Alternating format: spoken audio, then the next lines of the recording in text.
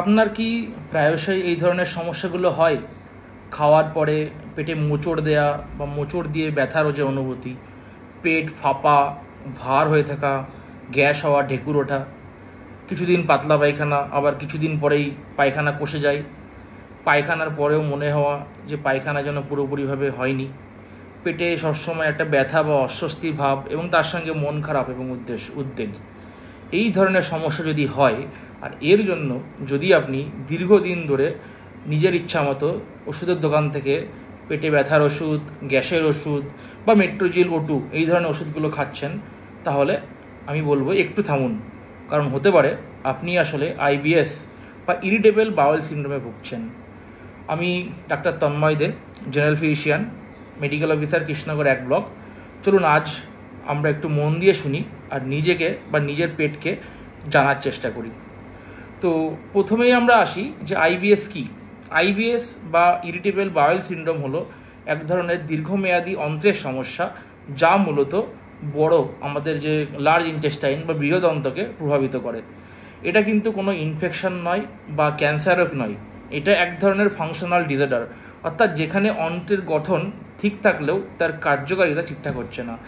IBS-এ শরীর খারাপ হলেও মানসিক এবং দৈহিকভাবে খুব অস্বস্তিতে পড়তে হয়। এরপরে আমরা আসি যে সাধারণত IBS-এর লক্ষণগুলো কী কী। পেটে ব্যথা বা মোচড় দেয়া, সাধারণত পায়খানার আগে বা খাওয়ার পরে, পেট ফাঁপা বা গ্যাস যেটা প্রতিদিনই হয়, পাতলা পায়খানা এবং কোষ্ঠকাঠিন্য, মানে দেখলেন কিছুদিন পাতলা পায়খানা হলো, আবার কিছুদিন পরে পায়খানা কষে গেল, পায়খানার পরেও মনে হওয়া যেন পায়খানাটা সম্পূর্ণভাবে হয়নি, অনেক সময় ব্যথা কমে পায়খানার পরে। আর অন্যান্য উপসর্গগুলোর মধ্যে মানসিক চাপ, ভয় বা দুশ্চিন্তা, যেটা মূলত এই পেটের সমস্যাগুলোকে কেন্দ্র করেই। এই উপসর্গগুলি যদি 3 মাস বা বেশি সময় ধরে আপনার থাকে, তাহলে এটা IBS বা ইরিটেবল বাউল সিন্ড্রোমের মধ্যে পড়ে। আচ্ছা, এরপরে আমরা আসি যে IBS কেন হয়। IBS-এর পেছনে বেশ কিছু কারণ থাকতে পারে। তার মধ্যে প্রথমেই আসা যাক মানসিক চিন্তা, উদ্বেগ এবং অতিরিক্ত দুশ্চিন্তা, রাতে ঠিকঠাক করে ঘুম না হওয়া, ভুলভাল খাওয়া, অর্থাৎ অতিরিক্ত মশলা দেওয়া বা ঝাল দেওয়া, ফাস্টফুড, দুধ বা অন্য কোনো ডাল জাতীয় খাবারও সমস্যা হতে পারে, খুব দ্রুত খাওয়া এবং অনিয়মিত খাওয়া, দীর্ঘমেয়াদী অ্যান্টিবায়োটিকের ব্যবহার বা ইনফেকশন থেকে পরবর্তীতে হওয়া গাটের ক্ষতি, হরমোনের ওঠানামা, যেটা বিশেষ করে মহিলাদের মাসিকের সময় হয়ে থাকে। আমাদের মস্তিষ্ক এবং অন্ত্রের মধ্যে একটি গাট ব্রেন কানেকশন আছে। মানসিক অস্থিরতা সরাসরি পেটের সমস্যায় রূপ নেয়, যাকে বলা হয় গাট ব্রেন ইন্টারাকশন ডিসঅর্ডার। আচ্ছা, এরপরে আসি আমরা যে IBS থাকলে কি করবেন না। প্রথমত যেটা সবার আগে আমরা বলবো যে প্রতি মাসে নিজের ইচ্ছা মতো গ্যাসের বা এরকম O2 মেট্রোজিল, যেগুলো আপনি দোকানে গিয়ে বলছেন দিয়ে দিচ্ছে ওষুধ দোকানদার, আপনি খেয়ে নিচ্ছেন, এগুলো খাওয়া যাবে না। পেটের ব্যথার জন্য অহরহ পেন কিলার খাওয়া যাবে না। ছোটোখাটো পেট খারাপের জন্য আপনি দুম করে একটা অ্যান্টিবায়োটিক শুরু করে দিলেন, এগুলো করা যাবে না।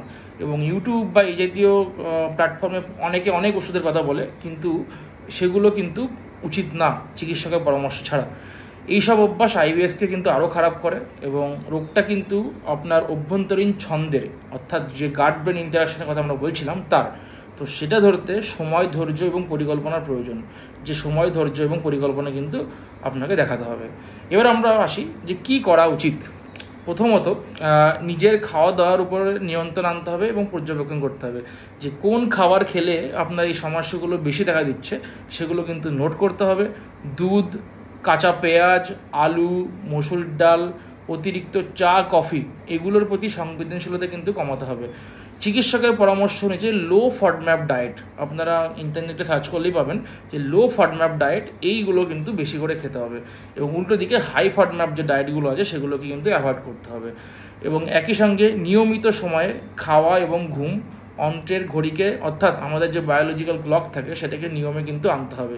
স্ট্রেস কমাতে হবে, যোগ ব্যায়াম, মেডিটেশন, হালকা হাঁটা প্রতিদিন, তার সঙ্গে প্রয়োজনে সাইকোথেরাপি বা কাউন্সিলিং, কারণ IBS কিন্তু মানসিক স্বাস্থ্যের সাথেও জড়িত। পর্যাপ্ত পরিমাণে জল পান করতে হবে এবং ফাইবারযুক্ত, অর্থাৎ ডায়েটারি ফাইবারযুক্ত খাবার কিন্তু বেশি খেতে হবে।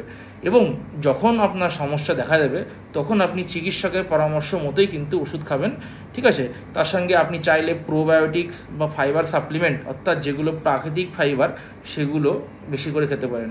কিছু কিছু ক্ষেত্রে আমরা অ্যান্টি ডিপ্রেশন বা আমাদের যে মানসিক স্বাস্থ্য সেটা রেগুলেট করার জন্য ওষুধ দিই, কিন্তু সেটা অবশ্যই চিকিৎসকের পরামর্শ অনুযায়ী খেতে হবে।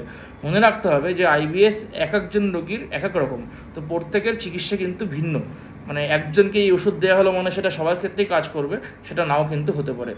এবং পরিশেষে বলবো যে আইবিএস কোনো দুরারোগ্য ব্যাধি নয়, এটি বোঝা এবং মেনে চলার বিষয়। নিজের শরীরকে বুঝুন, নিজের পেটের মানে ভাষা বোঝার চেষ্টা করুন। গুগল নয়, চিকিৎসকের উপর ভরসা রাখুন। আপনার পেট সুস্থ যদি থাকে আপনার মনও ভালো থাকবে। আসুন আমরা সকলে অন্তর থেকে ভালো থাকি। ধন্যবাদ।